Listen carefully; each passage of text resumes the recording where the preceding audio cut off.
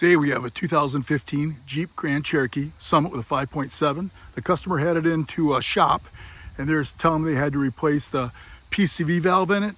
It was urgent he did that and they were kind of scaring him on it, and I told him it wasn't that. It's a normal maintenance thing, but people neglect them for whatever reason. So I just told him I would take care of it since he was so concerned about it. I'll show you where that's located and how to replace it. This is your Hemi.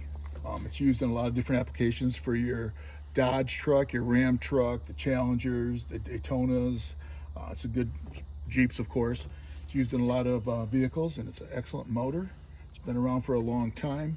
Your positive crank ventilation happens to be under this cover, which is your PCV valve. Pop that off, and you can see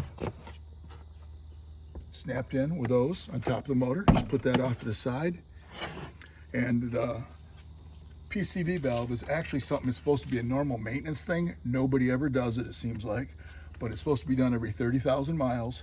The nice thing on this one, it's right up here to the front, right on top. And you can see we got a mouse nest here. I guess it's been sitting for a little while, but no big deal, I'll work around it.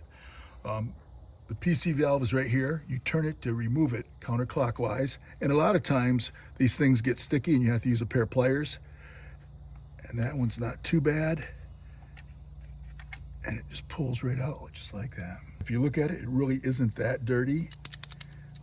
So we're just gonna put it back in. Like I said, it's supposed to be a normal part of maintenance in that, and the guy was just thinking to check it because it has never been done. It's got like 140 on it.